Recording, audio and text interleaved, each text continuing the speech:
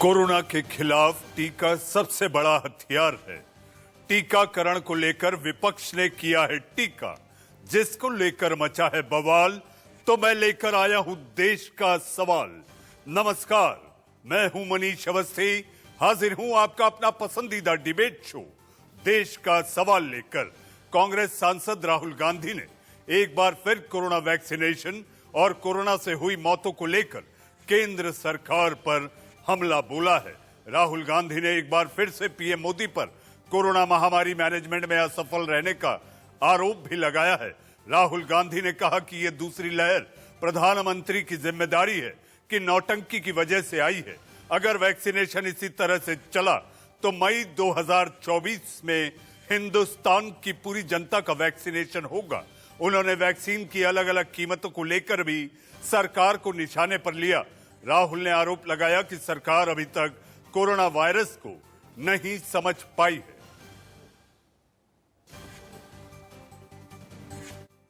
Second wave है, ये प्रधानमंत्री की जिम्मेदारी है। प्रधानमंत्री ने जो नौटंकी की, प्रधानमंत्री ने जो अपनी जिम्मेदारी पूरी नहीं की, इसका कारण सेकंड वेव है। कोरोना के रोकने के 3-4 तरीके हैं। उन तरीकों में से एक परमानेंट सॉल्यूशन है, वो है वैक्सीन। लॉकडाउन हथियार है, मगर इससे लोगों को कष्ट होता है, दुख होता है, दर्द होता है। तो ये सॉल्यूशन नहीं है और ये टेम्पररी सॉल्यूशन है। सोशल डिस्टेंसिंग टेम्पररी सॉल्यूशन है, मास्क टेम्पररी सॉल्यूशन है। वैक्सीन स्ट्रेटजी के बारे में मैंने डायरेक्टली प्रधानमंत्री को बोला कि अगर हिंदुस्तान ने वैक्सीन स्ट्रेटजी नहीं ठीक लगाई, एक बार नहीं अनेक बार लोग मरेंगे। एक वेव नहीं आएगी, 2 वेव नहीं आएगी, 3 वेव नहीं आएगी, 4 वेव नहीं आएगी, आती जाएंगी। कोरोना से लड़ाई के लिए राहुल गांधी अपना मंत्र दे रहे थे कि आखिर कोरोना को कैसे हराया जा सकता है। केंद्रीय मंत्री प्रकाश जावड़ेकर ने राहुल पर पलटवार करते हुए कहा है कि लोग उनकी नौटंकी पहले ही देख चुके हैं। जब देश के वैज्ञानिकों ने वैक्सीन बनानी शुरू की, तब विपक्ष ने अफवाह फैलानी शुरू कर दी और इसे मोदी वैक्सीन तक कह डाला। पूरी जनता के साथ कोविड का सामना कर रहे, तब ये नौटंकी शब्द का उपयोग करते हैं ऐसे प्रयासों का, ये देश का और जनता का अपमान है। एक बताना चाहूंगा, हम उनकी नौटंकी ऐसा शब्द नहीं यूज करेंगे क्योंकि उनकी नौटंकी जनता ने कब की बंद कर दी है। उनका मुख्य मुद्दा था कि वैक्सीन देना ही उपाय है। अरे यही तो पहले दिन से हम कह रहे हैं और प्रयास कर रहे हैं, जिसका आपने उल्लेख किया कि आज वैक्सीन की कैपिटल बन गया है, क्योंकि भारत ने 2 वैक्सीन तैयार करने का काम किया और एक भारत बायोटेक की वैक्सीन कोवैक्सीन, ये तो भारत में ही शोध हुआ जिसका। तो ये जब कोवैक्सीन आई तो कांग्रेस वाले क्या कर रहे थे? उस पर आशंकाएं तैयार कर रहे थे, चैलेंज दे रहे थे, वो नहीं देना चाहिए ऐसा प्रचार कर रहे थे। केंद्रीय सूचना प्रसारण मंत्री प्रकाश जावड़ेकर राहुल के सवालों पर प्रकाश डाल रहे थे। जी हां, राहुल गांधी ने हमला तो किया। कांग्रेस प्रवक्ता सुप्रिया श्रीनेत ने भी प्रकाश जावड़ेकर पर निशाना साधते हुए फिर वैक्सीनेशन पर सवाल उठाए। I don't think anybody takes Prakash Javadekar seriously even within his own party. The kind of nonsense that he has said today is very typical of what he keeps saying. You will vaccinate the entire population till December. What about now? What about the people who are losing their lives because they haven't been ring-fenced with vaccines? Why is it that India is facing such an acute vaccine shortage? Who created a state duopoly? Who did not allow foreign players to come in up until April? Who allowed no manufacturing or ramping up of manufacturing in this country as far as vaccine is concerned. जी हाँ, सुप्रिया श्रीनेत लगातार सरकार पर हमलावर होती हुई corona virus की देसी vaccine Covaxin के प्रोडक्शन और उससे अब तक हुए वैक्सीनेशन के आंकड़ों में ज्यादा अंतर होने से मामला उलझ गया है। कम से कम 4 करोड़ डोज का पता नहीं लग पा रहा कि आखिर वह है कहां, उसे जमीन निगल गई या आसमान खा गया।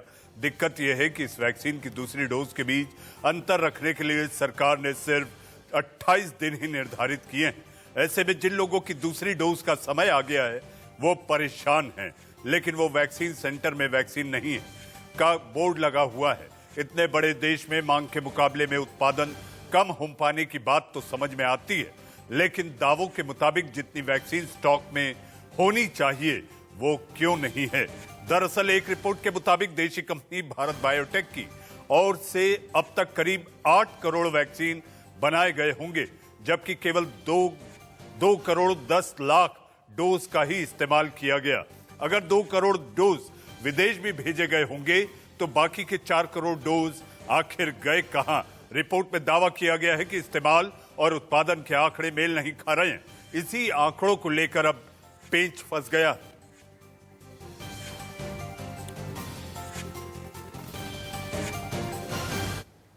जी हां, इसी बात को लेकर मचा है बवाल और लगातार कांग्रेस के साथ साथ विपक्ष है हमलावर।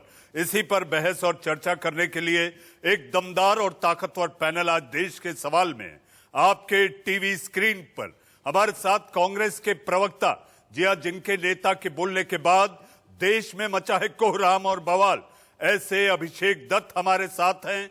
हमारे साथ समाजवादी पार्टी के तेज तर्रार प्रवक्ता डॉक्टर अनुराग भदौरिया हमारे साथ हैं। हमारे साथ शिवसेना के नेता प्रवक्ता और समाज सेवी किशोर तिवारी हमारे साथ हैं। हमारे साथ इकबाल सिंह साहब, जी हां, प्रवक्ता बीजेपी, आज जिन्हें जिम्मा है जिन पर सरकार की ओर से सारे विपक्ष के मौजूद प्रवक्ताओं का देश के सवाल में जवाब देना है, क्योंकि लाखों करोड़ों जनता ये जानना चाहती है कि आखिर टीके गए कहां, कब मिलेंगे टीके। और हमारे साथ विशेषज्ञ के रूप में मौजूद हैं फेलिक्स अस्पताल के सीएमडी डॉक्टर डीके गुप्ता। सबसे पहले आप सबका स्वागत। अभिषेक, आप पर बीजेपी का ये आरोप है सीधे कि आप लोग सरकार की नीति, सरकार की नीयत पर सवाल उठाकर आप देश की भोली भाली जनता को भ्रमित करते हैं, गलतफहमी पैदा करते हैं। अभिषेक दत्त,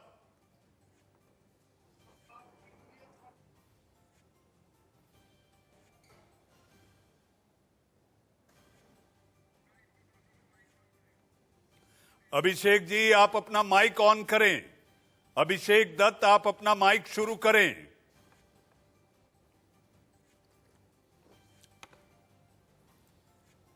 अब आवाज आ रही है आपको मेरी? जी आ रही है। अभिषेक जी आप अपनी बात पूरी करें। देखिए, सबसे पहले भारतीय जनता पार्टी को यह समझना पड़ेगा कि कांग्रेस पार्टी से उनकी लड़ाई नहीं, इस समय उनकी लड़ाई और हम सब की लड़ाई कोविड से है। अगर आज राहुल गांधी जी ने प्रेस कॉन्फ्रेंस करके बड़ी स्पष्टता से अपनी बात रखी तो इसके पीछे कारण है।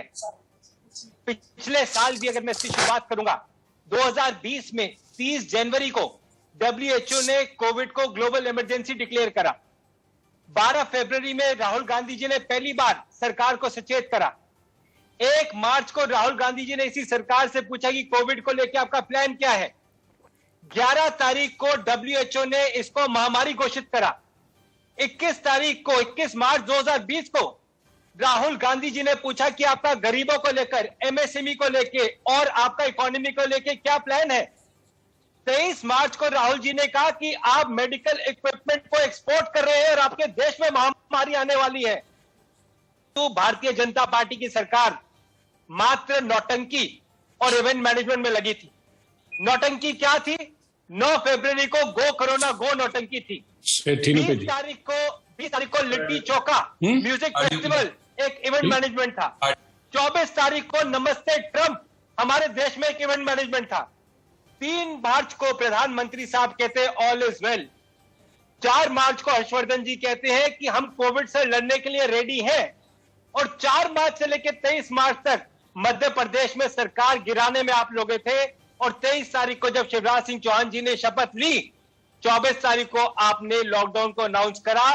तो ये आपकी नौटंकी थी, ये आपका इवेंट मैनेजमेंट था, और राहुल जी लगातार विपक्ष की भूमिका निभाते हुए आपको सचेत करते आ रहे थे। राहुल गांधी जी ने पूछा कि वैक्सीन को लेकर आपका क्या प्लान है। जब अमेरिका, यूएसए, रशिया, जब यूरोपियन कंट्रीज वैक्सीन कंपनीज में इन्वेस्टमेंट कर रही थी, आपने हम सब लोगों को बालकनी में खड़ा कर दिया, छत पे खड़ा कर दिया, और इस जनता ने आपकी बात को माना। परंतु आज सबसे बड़ा सवाल यह है, वैक्सीन कहां है? हमने जो प्रधानमंत्री ने कहा इस देश की जनता ने करा, परंतु आज आपके पास वैक्सीन को लेकर कोई जवाब नहीं है। उन्होंने कहा लॉकडाउन सॉल्यूशन नहीं है, उन्होंने कहा मास सॉल्यूशन नहीं है, सॉल्यूशन वैक्सीन है, जिसका आपके पास जवाब नहीं है। जब राहुल जी ने आपको कहा कि विदेशी अप्रूव्ड कंपनियों को आप इंडिया में अलाउ करिए, तो आपने कहा आप विदेशी कंपनियों के दलाल बन रहे हैं, और 2 दिन बाद आप उन्हीं की बात को मान जाते हैं। मैं पूछना चाहता हूं भारतीय जनता पार्टी के प्रवक्ता से, आपने वैक्सीन को लेकर देश को बचाने के लिए क्या प्लान बनाया है?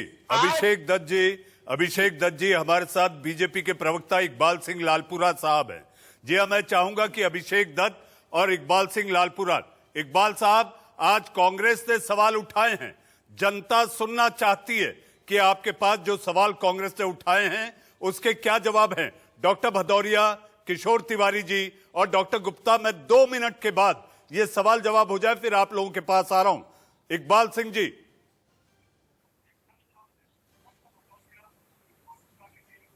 कोई नहीं है। मैं भाई साहब के बात करने के ढंग से प्रभावित हूं कि बड़े जोश से बात कर रहे हैं, लेकिन मुझे ये बताएं कि इनका पंजाब के बारे में क्या विचार है, जहां इनकी सरकार है। सबसे ज्यादा 2.5% मोर्टेलिटी रेट पंजाब में है। वेंटिलेटर हमने भेजे, इन्होंने 1 साल रखे और अब कहते हैं कि हमारे पास चलाने वाला नहीं है। बहानेबाजी करते हैं कि ये खराब हैं। ये राजस्थान में बताएं। और हम कहते हैं कि 10 करोड़ डोज बन रही है, अगस्त में 15 करोड़ हो जाएगी, और 31 दिसंबर तक हर भारतीय को वैक्सीनेशन होगा, इंजेक्शन लगेगा। राजनीति में शोर लोग जान चुके हैं, जितना शोर मचाने से कोई लोग प्रभावित नहीं होते। बात तो सच की है कि BJP government is doing everything. हम पहले देश हैं जो अपना वैक्सीन जो हमने डेवलप किया है। दूसरी बात, हम वो लोग हैं जिन्होंने 80 करोड़ लोगों को भोजन दिया है। कौन सी बात है, आप कहते थे लॉकडाउन नहीं होना चाहिए, it is not the answer. आपने पंजाब में कर्फ्यू क्यों लगाया? Why have you done the same thing in Maharashtra where you are a partner to the government? आप बताइए तो सही। वो पंजाबी में कहते हैं छाछ बोले छाड़नी क्यों बोले।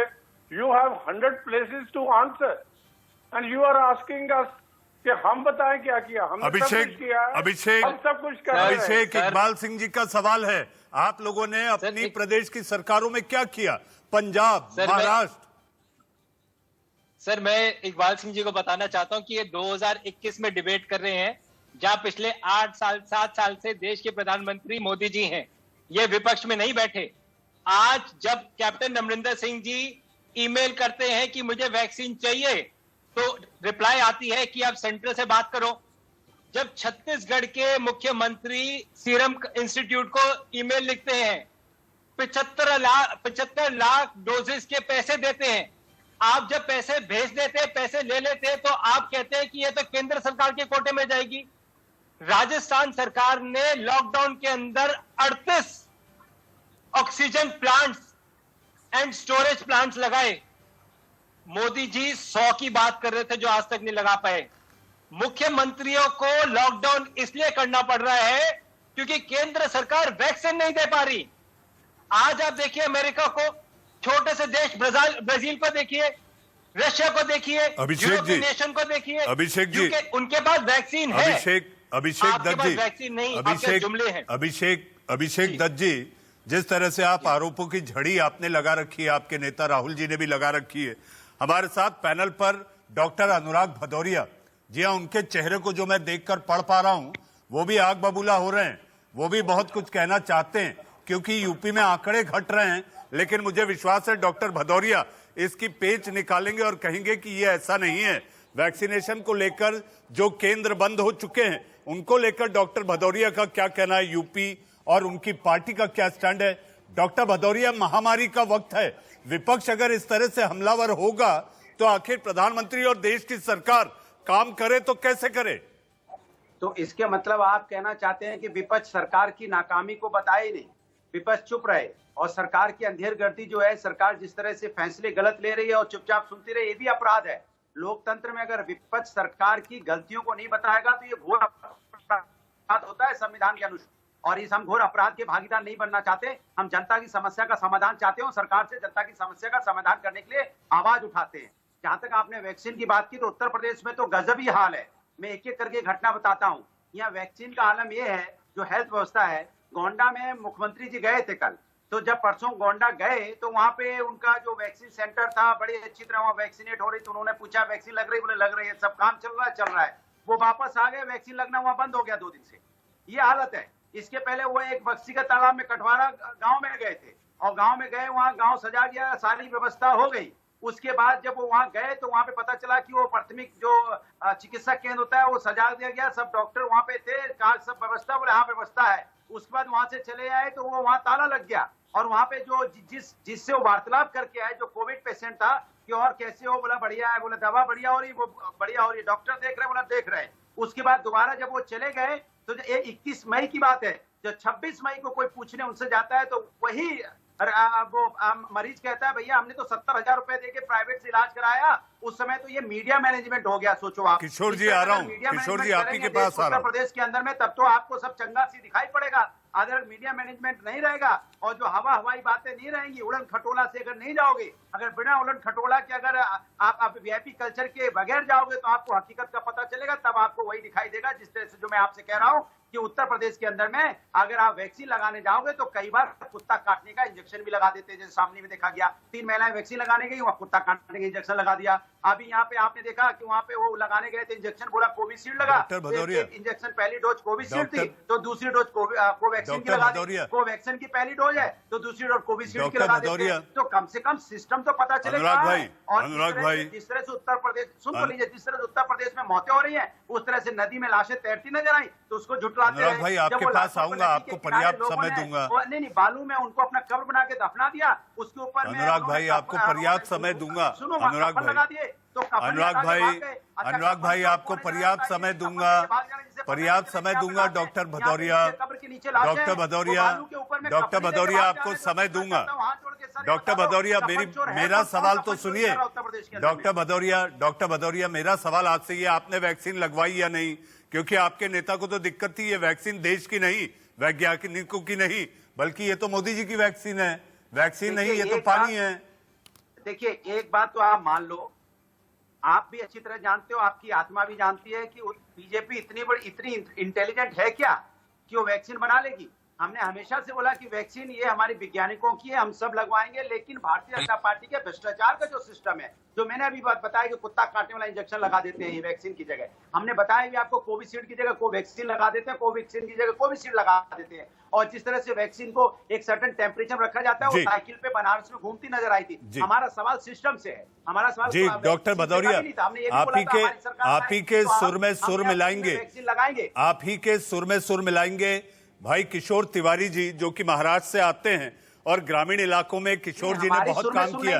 जनता की सुर में सुर मिलाएंगे। आप डॉक्टर भदौरिया, किशोर जी ग्रामीण इलाकों में, किशोर तिवारी ग्रामीण इलाकों में लगातार काम करते रहते हैं और ग्रामीण इलाकों को वो बेहतर समझते हैं। किशोर जी डॉक्टर भदौरिया, किशोर जी से मेरा सवाल है। किशोर जी, मेरा सवाल आपसे, इस देश के ऐसे 70 गांव आइडेंटिफाई हुए हैं जिसकी जनसंख्या 1000 है और इस 1000 की जनसंख्या में अभी तक केवल 20 लोगों को वैक्सीन लगा है, तो आपको लगता है कि आखिर ग्रामीण इलाकों में कैसे निपटेंगे कोरोना से? इकबाल सिंह जो बोल रहे थे, तो आज जो राहुल गांधी जी ने जो सवाल उठाए हैं तो उसकी गंभीरता से ज्यादा राजनीति होती है तो वो भी नहीं है। मैं बोलता हूं कि दूसरी वेव के व्यवस्थापन में गलतियां हुई। तब तो पिछले वक्त अपने 1 लाख मौतें हुई थी, इस साल 3 लाख मौतें हुई। हमारा पीक 4,40,000 पे चला गया। अब वैक्सीन के अंदर भी भारत सरकार ने प्रोडक्शन और वैक्सीनेशन कितना करना, इसका कोई मेल ही नहीं दिखता है। अभी मुझे बताओ कि केवल 4,40,00,000 लोगों को 2 टाइम की वैक्सीन मिली है। और तुमको ये मालूम था कि कोवैक्सीन की प्रोडक्शन क्षमता कितनी है, कोविशील्ड की प्रोडक्शन क्षमता कितनी है? अभी तो तुमने मुझे बताया, तो एक बार मैं तुम्हारे कार्यक्रम में आके बोला था कि 6.5 करोड़ नहीं 8.5 लाख करोड़ बाहर बेची गई है। तो अभी आपके आंकड़ों से मालूम पड़ता है कि 2 करोड़ जो आपको मेल नहीं खा रहा वो वही है। अब देखिए दुनिया में बहुत सारे प्लेयर आए, इन्होंने बोला कि रशियन जो टीका है उसको हमने अलाउ कर दिया। अब अलाउ कर दिया तो आई क्यों नहीं और वो सप्लाई क्यों नहीं कर रहे? एस्ट्राजेनेका को भी बोला हमने कर दिया। देखिए अभी तुम बोलते हो कि साल के आखिरी में हम पूरा वैक्सीनेशन कर लेंगे, तो क्या कब तक हम लोग मरेंगे? ये मेरे को समझ में नहीं आ रहा। इसकी गति बढ़ाने के लिए देखो विपक्ष से रहो या सरकार पक्ष से रहो, मुझे लगता है कि ये बहुत गंभीर समस्या हो गई है। मैं देहात में जाता हूं तो जब इन्होंने अफवाहें फैलाई तो लोग पहले से भयभीत है और उसके बाद अब सप्लाई रुका हुआ है। महाराष्ट्र ने इतनी अच्छी स्पीड ली थी, पूरी टूट गई है। अब उसमें देखो ना, अब देखो योगी जी ने 4 दिन पहले कह दिया 1 जून से 18 साल के ऊपर को सबको मिलेगा। अरे जो 45 साल वाले हैं वो उसके ऊपर वाले हैं, उनको तो आप सेकंड डोज दे नहीं पा रहे। अब कैसा रहता है कि केंद्र ने एक बार प्रशासन में गलती की, व्यवस्थापन बराबर नहीं हुआ, राज्य भी वो ही करने को जा रहे हैं। ऐसा नहीं होना चाहिए। आज की परिस्थिति में देखिए आईसीएमआर ने अपने प्रोटोकॉल बार बार बदले। देखो शुगर की बीमारी इधर उधर, किशोर जी, ब्लैक फंगस होता नहीं था, किशोर तो जी, ब्लैक फंगस इस साल हो गया और उसके इंजेक्शन के लिए किशोर जी मुझे मजबूरी है एक ब्रेक लेना है। किशोर जी मुझे मजबूरी है एक ब्रेक लेना है। किशोर जी मुझे मजबूरी है एक ब्रेक लेना है। ब्रेक के बाद आएंगे डॉक्टर डी.के. गुप्ता से बात करेंगे जो विशेषज्ञ के रूप में देश के सवाल के पैनल पर हैं। जी हां, अगर सब कुछ ठीक है तो आखिर आम जनता क्यों भुगते? देश के सवाल में वक्त है एक ब्रेक का।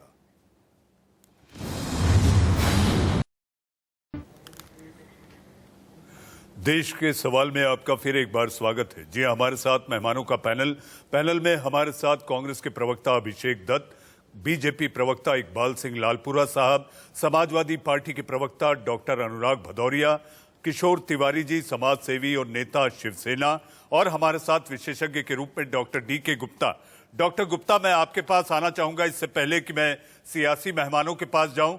डॉक्टर गुप्ता, इस समय जो टीकाकरण की रफ्तार है, विपक्ष कह रहा है ये सुस्त रफ्तार है। अगर ऐसी रफ्तार चली तो लगभग 2.5 साल लग जाएंगे। 2.5 साल पूरे देश को अगर टीका लगाने में लग गए तो हर्ड इम्यूनिटी कैसे आएगी? डॉक्टर गुप्ता बिल्कुल सही सवाल है आपका। सरकार की बात नहीं कहें, हम सबको मिलकर इस रफ्तार को तेज करना पड़ेगा। सरकार को ब्लेम देने का कोई फायदा नहीं है। पक्ष हो चाहे विपक्ष हो, चाहे बुद्धिजीवी हो, चाहे प्राइवेट हॉस्पिटल्स में क्लिनिक हो, डॉक्टर हो, सबको मिलके और जो प्रोडक्शन कंपनी है उनको अपना प्रोडक्शन रैंप अप करके कहीं ना कहीं हमें इस वैक्सीनेशन प्रक्रिया में तेजी लाने की जरूरत है।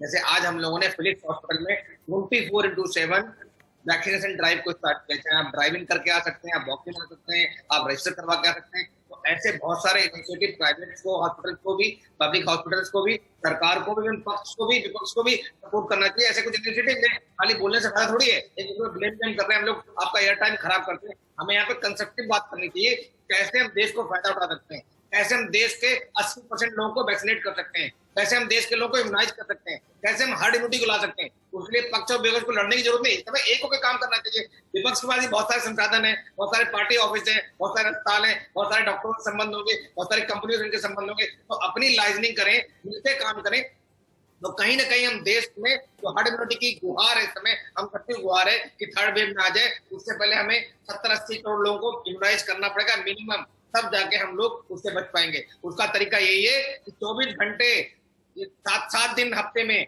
हर जगह जहां जहां पॉसिबल है, खास करके जो टायर 1 सिटीज है, टायर 2 सिटीज है, उनमें वैक्सीन की प्रक्रिया को आरंभ करना चाहिए। गांव में हमें घर जाके वैक्सीन करना चाहिए, हर डोर स्टेप पे वैक्सीन होना चाहिए। सोसाइटीज में, स्कूल्स में, कंपनीज में, RWS में घर जाके कैंप लगाने चाहिए कि हम उनके डोर स्टेप पे कैंप लगाएं, उसमें इम्यूनाइज करें। इसमें पक्ष भी साथ दे सकता है, मैन पावर दे सकता है, वॉलंटरली को काम कर सकते हैं, मिलकर अस्पतालों के साथ काम कर सकते हैं, हम जैसे अस्पतालों को साथ ले सकते हैं। दिल्ली हॉस्पिटल इतना बड़ा इनिशिएटिव ले रहा है कि हम 24x7 24 घंटे हम लोग वैक्सीनेट करेंगे, ड्राइव थ्रू में वैक्सीनेट करेंगे, कोई कार में आए, बैठ के आराम से अपना वैक्सीन करा के चला जाए। आपको बधाई डॉक्टर गुप्ता, आपको बधाई आपके इनिशिएटिव और आपकी पहल को लेकर, आपको ढेरों बधाई। डॉक्टर गुप्ता, आऊंगा आपके पास क्योंकि हमारे साथ अभिषेक दत्त, इकबाल सिंह जी, डॉक्टर भदौरिया और किशोर तिवारी जी भी हैं। जी हाँ, पैनल आज काफी दमदार और मजबूत पैनल है और उसके साथ साथ मुद्दा भी गर्म है। डॉक्टर गुप्ता, मैं आऊंगा आपके पास, आखिर में आपका जवाब लूंगा जब एक एक सवाल का दौर सारे मेहमानों से हो जाएगा।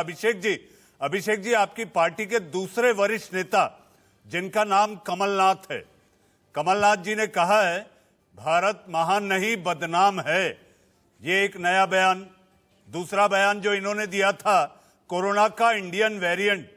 कमलनाथ जी कहते हैं कि अमेरिका में लोग, भारतीय टैक्सी ड्राइवर जो हैं, उनकी टैक्सी में अब लोग नहीं बैठे। मैंने तो यही सुना है अभिषेक जी कि मेरा भारत महान। कमलनाथ जी ऐसा कहकर आखिर क्यों गलतफहमी फैला रहे हैं अभिषेक जी? देखिए, कमलनाथ जी का भी यही कहना है, मेरा भारत महान। तभी चिंता होती है मुझको भारत की सबसे ज्यादा, जब अखबारों में है कि अमेरिका में इंडियन पासपोर्ट होल्डर्स और इंडियन फ्लाइट्स नहीं आ सकती, जब यूनाइटेड किंगडम इंडिया को अपनी बैन लिस्ट में डाल देता है, जब यूरोपियंस कहते हैं इंडियंस वहां नहीं आ सकते, तो कमलनाथ जी को नहीं 138 करोड़ इस देश की जनता को दुख होता है।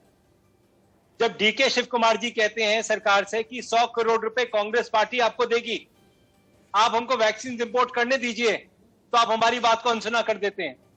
जब हमारे यहाँ के मुख्यमंत्री और हमारे यहाँ के लीडर्स आपको आइडियाज देते हैं कि हम आपको किस अच्छे तरीके से वैक्सीन इंडिया में ला सकते हैं, उसमें काम कीजिए, आप उनका मजाक उड़ाते हैं।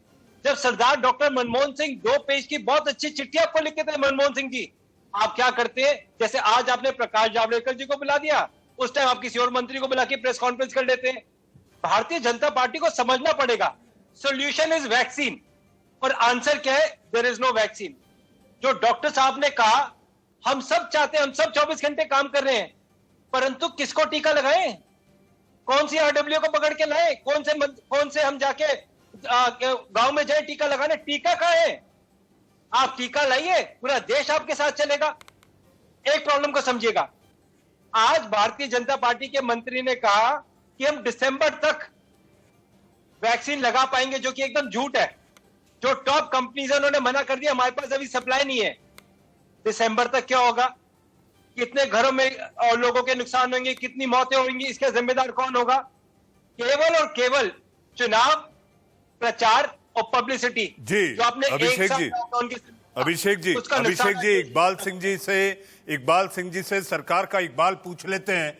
टीकाकरण को लेकर आखिर सरकार की योजना, जी हाँ, सरकार के सामने बड़ी चुनौती है, लेकिन सरकार भी अपने प्रयासों में लगी है। इकबाल जी मुझे याद आता है, इकबाल जी मुझे याद आता है 15 अगस्त 2020 प्रधानमंत्री जी ने कहा कि वैक्सीन को लेकर रोड मैप तैयार है। 23 जनवरी 2021 वैक्सीन आ गई, घोषणा हो गई, वैक्सीन लगने वाली है। दुनिया के सबसे बड़े लोकतंत्र में सबसे बड़ा टीकाकरण उत्सव, जी हाँ, देश में, सारी दुनिया में सबसे ज्यादा टीके अगर कहीं लगेंगे वो भारत। ऐसे लोकतंत्र में अगर विपक्ष इस तरह से आपसे पूछ रहा है कि आखिर वैक्सीन गई कहां, तो मुझे ऐसा लगता है आपको बताना चाहिए, इसमें कोई आपत्ति या दुराभाव पैदा नहीं होना चाहिए। इकबाल साहब। अवस्थी भाई, बात स्पष्ट है कि 21 करोड़ से ज्यादा जो वैक्सीनेशन है वो डोजेस दी जा चुकी हैं। 21 करोड़ से ज्यादा, आई से इट ऑन रिकॉर्ड, ये 5 बार कनाडा की पॉपुलेशन से ज्यादा है। दुनिया में टीका लगाने वाले में हम दूसरे नंबर पे। मेरे पास ये आंकड़े हैं, मैं पढ़ के सुना देता हूं। कोविशील्ड मई में 6.5 crore, Covaxin 3 crore, Sputnik 0.6, doctor आडी के जरा 10 करोड़ 1 लाख जो है वो मई में है हमारे पास, और अभी मई का 3 दिन रहते हैं। जून में 11 करोड़ होगा, जुलाई में 41 करोड़ होगा, उसमें स्पुतनिक का आ जाएगा, बढ़ेगा, कोविशील्ड का बढ़ेगा। सो 35 करोड़ लोगों को हम जुलाई तक जो है वो इंजेक्शन लगा देंगे। इसी तरह मैं सारा पढ़ूंगा तो समय लगेगा। We have a definite plan and we have a definite material to support our plan. Iqbal Singh ji, लेकिन लोग ये पूछ रहे हैं, बेनती सुनो, please give me a movement. मैं इनको बेनती करता हूँ, आप पंजाब में आके हमारे पंजाब को संभाल लीजिए। राहुल जी, हम आपका धन्यवाद करेंगे। पंजाब में लोग मर रहे हैं, सरकारी अस्पताल चल नहीं रहे, प्राइवेट में लोगों की लूट हो रही है, और जो जितना एक्सप्लॉयटेशन हो रही है, आपकी सरकार पंजाब में फेल है। आप पंजाब में आके काम करो ना। आप तो वैसे भी कमलनाथ जी का बात है, ये तो कह ही देते हैं कि सिखों को मार देना चाहिए, तो वो ऐसी आकी अगर नीति है ब्लू स्टार वाली, तो हमें कोई बुरी बात नहीं है। तो फिर तो आप ठीक ही पंजाब में कर रहे हो, लेकिन पंजाब में आओ, पंजाब में लोगों को बचाओ। आप बाहर की बातें मत करो। Don't bat for the foreigners. जी इकबाल सिंह जी, करो अपने इकबाल सिंह जी, ये महामारी देश के सामने है, किसी एक प्रदेश के लिए नहीं। मुझे लगता है हम सबको मिलकर अगर काम करना है तो देश के कोने कोने से इस विषाणु को हमेशा के लिए कुचल देना है, केवल प्रदेश के लिए नहीं। मैं आऊंगा इकबाल सिंह जी आपके पास। डॉक्टर अनुराग भदौरिया, आपको नहीं लगता कि इस समय जो अलग अलग राज्य सरकारों को कहा गया कि आप लोग अपनी तरफ से ग्लोबल टेंडर कर दीजिए, ग्लोबल बात करिए, अपने लिए वैक्सीन आप खुद ढूंढिए, केंद्र सरकार करे तो ज्यादा बेहतर, क्योंकि प्रदेश की सरकारों को जिन जिन देशों में ये वैक्सीन है वो तो तवज्जो ही नहीं दे रहे। डॉक्टर भदौरिया, देखिए, मुझे एक बात समझ में नहीं आती। जब देश का इलेक्शन होता है तो प्रधानमंत्री जी कहते हैं कि ये हिंदुस्तान मेरा है और हिंदुस्तान के एक एक व्यक्ति की हमारी जिम्मेदारी है। अचानक जब आपको वैक्सीन की जरूरत है, हिंदुस्तान को है, तो फिर आप ये क्यों कहते हो कि राज्य अलग है, वो राज्य अलग है? फिर तो हिंदुस्तानी सारे हिंदुस्तानी है, चाहे दिल्ली का व्यक्ति वो भी हिंदुस्तानी, उत्तर प्रदेश का वो भी, महाराष्ट्र का वो भी, पंजाब का वो भी, गुजरात का वो भी, या हमारे वेस्ट बंगाल का वो भी सारा हिंदुस्तानी है। तो जब सब हिंदुस्तानी है तो आप भी वैक्सीन क्यों नहीं मंगवाते हुए हिंदुस्तान के लिए? हिंदुस्तान के आपको हिंदुस्तान ने चुना है, खाली अकेले ही आपको ना उत्तर प्रदेश ने चुना है ना गुजरात ने चुना है, आपको पूरे हिंदुस्तान ने चुना है और आपके पूरे हिंदुस्तान की जिम्मेदारी बनती है। इसलिए आप पूरे हिंदुस्तान के लिए आप एक खुद ही लोगों से बात करके, जो कि आपने समय से नहीं किया, आपको तो पिछले ही अप्रैल महीने में बात करके और वैक्सीन को मंगवा लेना चाहिए था, जो आपने नहीं मंगवाई। आपसे गलती हुई, लेकिन गलती होते बहुत देर हो गई। लेकिन अभी भी आप जल्दी से बात करके मंगवा लीजिए, जिससे कि कम से कम वैक्सीन लोगों को लग पाए, लोग यहाँ वैक्सीनेट हो पाए, क्योंकि लोगों की जिंदगी ज्यादा जरूरी है। लेकिन कई बार भारतीय जनता पार्टी के नेता लोगों की जिंदगी से ज्यादा चुनाव समझ बैठते हैं, इसलिए वो उत्तर प्रदेश में पंचायती चुनाव कराते हैं, दूसरे प्रदेशों में यहाँ विधानसभा के चुनाव कराते हैं। देखिए, इकबाल जी को मत बुलाइए कीजिए, इकबाल जी बहुत भले व्यक्ति है और इकबाल जी गलती से गलत पार्टी में चले गए हैं, वो बेचारे सज्जन व्यक्ति है। तो इसलिए मेरा आपसे अनुरोध है मनीष जी, इकबाल जी को परेशान मत किया करो। इकबाल जी, आप सरकार की पार्टी की गलती, इकबाल जी बेचारे कहाँ ढोते घूमे, इकबाल जी तो खुद ही अंदर से कहते हैं कहाँ से हमको बैठा दिया, आज हम कौन सा क्या। आप अंतर्यामी हो गए डॉक्टर भदौरिया, आप अंतर्यामी हो गए, डॉक्टर भदौरिया आप अंतर्यामी हो गए। आपको पता है कि इकबाल सिंह जी क्या सोच रहे हैं? डॉक्टर अनुराग भदौरिया, अरे वो बहुत भले व्यक्ति, हम जानते हैं, वो बहुत परेशान है, वो खुद ही उनकी अंदर से आत्मा कह रही होगी किसान मर गया वहाँ पे धरने पे, हमारा पूरा पंजाब का किसान वहाँ पे धरने पे बैठा वो अपने लोगों के साथ खड़े होंगे, वो बेचारे अंदर से तकलीफ है। ये लीजिए पलटवार आया, ये लीजिए पलटवार आया इकबाल जी का। डॉक्टर भदौरिया, ये लीजिए हाथ कंगन को आरसी क्या इकबाल जी? मैं एक राइटर हूँ, मैं एनालाइज करता हूँ कि कांग्रेस ने हमें क्या दिया और भारतीय जनता पार्टी हमारे लिए क्या कर रही है। सुमित भाई, मैं भूल जाइए, मैं अपनी, लेकिन आप बहुत भले व्यक्ति हैं, आप गलत जगह चले गए। अगर मेरा मुंह खुलवाओगे सर, आप बहुत भले व्यक्ति हैं, कहाँ आप जुमलेबाज पार्टी। आप गुस्सा मत दिलाइए अनुराग भाई, आप इकबाल जी को गुस्सा मत दिलाइए, इकबाल जी को गुस्सा मत दिलाइए, वो गुस्से में भी आते हैं। ये देखिए आपके सामने आपके सवाल पर उनका पलटवार है। अनुराग भाई, आप उन्हें गुस्सा ना दिलाएं, आप गुस्सा ना दिलाएं। उनका इकबाल बुलंद है। इकबाल जी, आपका इकबाल बुलंद जी है। कहाँ अभिषेक जी, चक्कर पड़े हैं? अभिषेक जी एक आपका छोटा इतना जवाब, बड़ा आप इकबाल, कुछ इतने कहना चाह रहे राइटर है। थे, कहाँ मुझे चले फिर भारतीय किशोर जी जनता के पास पार्टी में जाना है। छोटे लोगों के साथ? अभिषेक एक छोटा जवाब। अपना पूरा अभी जब सुमित भाई इकबाल जी ने भी पूरा वैक्सीनेशन प्रोग्राम पढ़ा, तो मैं इनसे पूछना चाहता हूं, कुछ भाषण की कड़ी में 15 लाख बैंक में नहीं आए, 2 करोड़ रोजगार नहीं आए, 100 स्मार्ट सिटी नहीं आई, काशी को जो बनाना था अब तक नहीं बना, 551 ऑक्सीजन प्लांट नहीं लगे, तो ये वैक्सीन कैसे लग जाएंगी? प्रॉब्लम क्या है? बात करने में आप इन लोगों को बीट नहीं कर सकते, जुमला देने में आप इनको बीट नहीं कर सकते, बट काम की बात करोगे तो ये काम की बात को घुमा देंगे। जी अभिषेक जी, अगर कोई व्यक्ति- अभिषेक जी मुझे अगर किशोर डॉक्टर तिवारी मनमोहन जी सिंह के जी- पास जाना है, क्योंकि मुझे बहस खत्म करनी है। मुझे कमांड आ रहा है कि बहस खत्म करनी है, किशोर जी के पास जाना है, क्योंकि हमारे पैनल पर वो बहुत देर से खामोश बैठे हैं। उनके नाम में किशोर है, उनके विचार भी किशोर जैसे होते हैं। किशोर जी इस समय आपने सारे पैनलिस्ट को सुना, आपकी अपनी राज्य सरकार भी दो हाथ कर रही है वैक्सीनेशन को लेकर। 18 से ऊपर वाले उम्र वालों को वैक्सीन मिल नहीं रही, शहर के बड़े बड़े केंद्र बंद पड़े हैं, कोवैक्सीन को लेकर वैसे ही हो हल्ला है। आगे बात कैसे बढ़े? आपने भी ड्राइविंग शुरू कर दिया किशोर जी। देखो मनीष जी, मैंने अनुराग को सुना, दत्ता को सुना और हमारे इकबाल सिंह को भी सुना, लेकिन मैं एक बात बता देता हूँ, देश में कोरोना का कहर थोड़ा कम हो रहा है, लेकिन राजनीति का जहर बहुत ही फैल रहा है। तो राजनीति का सौदार्य रहना चाहिए, और दररोज लोग ये सरकार को विपक्ष घेरे में लेता है और फिर सरकार के तरफ से भी लोग बयान देते हैं, तो ये सब माहौल बिगड़ा हुआ है।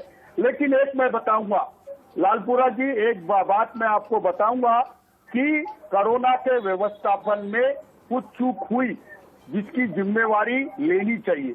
मुझे लगता है केंद्रीय स्वास्थ्य मंत्री और नेशनल डिजास्टर मैनेजमेंट अथॉरिटी के चेयरमैन ने लेनी चाहिए, और मेरी इच्छा रहेगी कि नए स्वास्थ्य मंत्री, और ये मांग मैंने पहले भी रखी थी लालपुरा जी, आपको भी जवाबदारी दी दी तो ठीक रहेगा, नेशनल डिजास्टर मैनेजमेंट अथॉरिटी की, क्योंकि पंतप्रधान आजकल बहुत नैराश्य में चले गए और भावुक होकर रोने लग जाते हैं, तो उनसे जम नहीं रहा है अभी। तो देश की ये मांग है कि कोई नया आदमी सब जिम्मेदारियां संभाले, ताकि लोगों की जान बचेगी। ये मेरी व्यक्तिगत राय है। किशोर जी आपको आपत्ति है, किशोर जी आपको आपत्ति है अगर देश के हमारे अभिभावक के रूप में हमारे प्रधानमंत्री आंखों में आंसू ला लेते हैं, भावुक हो जाते हैं, तो इस पर आपको आपत्ति है किशोर जी? नहीं, मुझे बिल्कुल नहीं है, लेकिन भावनाओं से काम नहीं लिया जाता ना। आंसुए बहाने से लोग, मरे हुए लोग थोड़ी लौट के आएंगे। अगर चुनाव में जाते नहीं तो लोग मरते नहीं। देखो, केंद्र सरकार की बहुत गलतियां हुई है, जिसके लिए भारत की जनता उनको माफ नहीं करेंगी। इकबाल जी बहुत सारी चूक, इसलिए विपक्ष का हमला है, इसका जवाब दीजिए इकबाल जी। लोगों की भावनाओं को समझना और उनकी भावनाओं के मुताबिक अपना जीवन बनाना एक दरवेश का काम है। लेकिन ये कहना मैं अनुराग ने बराबर बोला, आप गलत पार्टी में हो। जब बरसा पैर गिरता है तो छोड़ दो, गलत पार्टी में हो। सिख मर जाते हैं। अरे सारे अनुराग देश में ने अलग अलग बराबर जगह बोला। पे। ये भावना समझने की बात अनुराग है। डॉक्टर आदमी ये है, भावना समझने की अनुराग बात गलत है। नहीं बताता। आपने तुम गलत पार्टी मैंने में हो। सुनी। अरे डिजास्टर ग्लिसरीन के आंसू मैनेजमेंट थे, में जो मैं बता रहा हूँ ना, ग्लिसरीन के आंसू थे। अरे रोने धोने के काम से देश नहीं चलता, कहते हैं रोने धोने के काम से देश नहीं चलता। अरे मुझे समझ में नहीं आता, काम धंधे छोड़ दिए, देश एक लोग मर रहे यहाँ पर और वो आंसू बहा रहे। अरे धीर गंभीर बनाओ, अरे देश को धीर गंभीर नेता चाहिए, कुछ बोलिए इकबाल जी की कोई देश को धीर गंभीर नेता चाहिए। अनुराग देखा था धीर गंभीर नेता, और बताओ, मैंने तो नितिन गडकरी का नाम दिया था, इकबाल जी मैंने तो नितिन गडकरी का नाम दिया है। लेकिन बहुत जल्दी इकबाल जी इस बात का एहसास कर जाएंगे। इकबाल जी गलत से गलत जगह चले गए, लेकिन सही जगह बाद में आ जाएंगे वो। सुमित भाई, पता है इस देश की जनता आजकल क्या बात कर रही है? जी, हमारे देश की जनता कहती है कि भारतीय जनता पार्टी जनता बोल रही है कि भारतीय जनता पार्टी को चुनकर हटाना है। भारतीय जनता पार्टी की सरकार की वजह से यहाँ पे लोगों को जनता ने तय कर दिया। जनता ये कह रही है कि हमको भारतीय जनता पार्टी को हटाना है देश में, जिसे जनता की बात होगा। मोदी जी के आंसू में वैक्सीन लगाना आज की डेट में जनता की बात बीजेपी को हटाना है। इकबाल सिंह लालपुरा जी, डॉक्टर अनुराग भदौरिया, किशोर तिवारी जी, अभिषेक दत्त जी, देश के सवाल के कार्यक्रम में आकर आप लोगों ने अपनी पार्टी की राय और अपने विचार रखे। लेकिन जाते जाते, जी हां, ये कहना जरूरी है, जाते जाते मैं इतना कहना चाहूंगा, कोरोना संक्रमण को अपने व्यवहार से, यानी आपके और हमारे व्यवहार से ही कम करना और हराना होगा। अगर सियासी व्यवहार से अगर हम हराने पे गए तो आप समझिए कि भुगतेंगे भी और मरते भी रहेंगे। देश का सवाल में आज के लिए बस इतना ही। अब वक्त है एक छोटे से ब्रेक का।